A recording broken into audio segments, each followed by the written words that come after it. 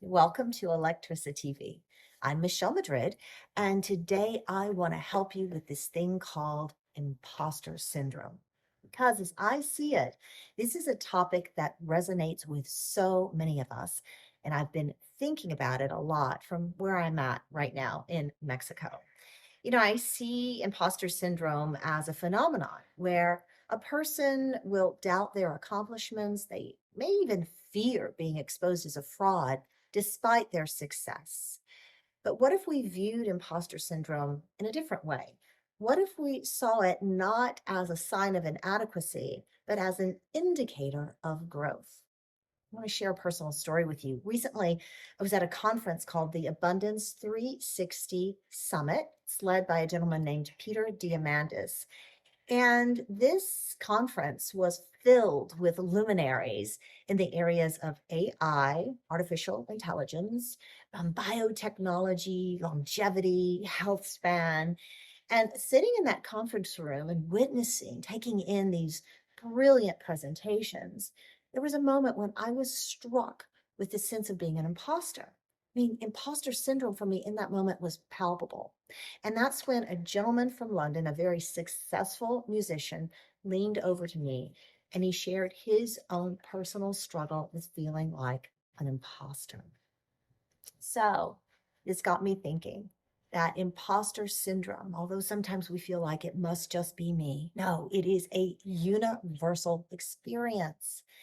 And it begs the question, is imposter syndrome really about inadequacy, or is it a normal part of the human growth process? So today's electric idea is to embrace your imposter. When you feel like an imposter, it's often because you are stepping out of your comfort zone and you're stepping into new learning and personal development territories. And these feelings are not at all signs of unfitness. They're indicators of your commitment to growth and continuous learning. Now, speaking of growth, I'd like you to try on a growth perspective with me now. We'll do this in three ways. Number one, normalize the feeling.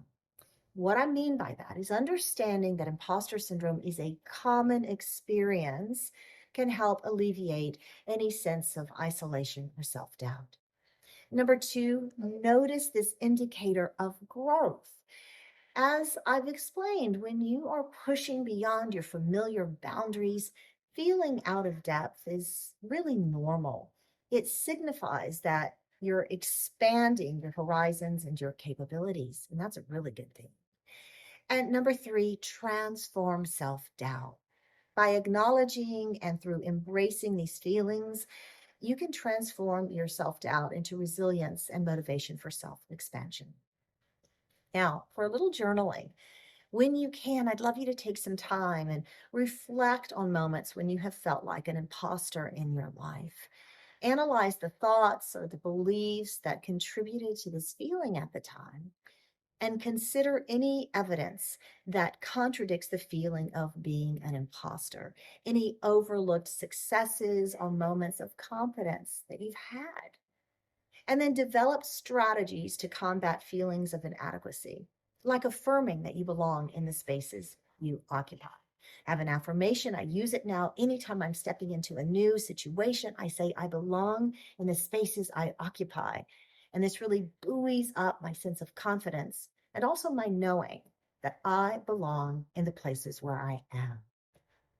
Remember, imposter syndrome is not at all a sign of inadequacy. It is a sign of personal growth and learning. And by embracing and through reframing these feelings that you're having, you can transform them into powerful drivers of personal development and achievement. You are not an imposter, my friend. No, not at all. You are a continuously evolving individual, and acknowledging your feelings is a step toward growth and beautiful, electric self acceptance.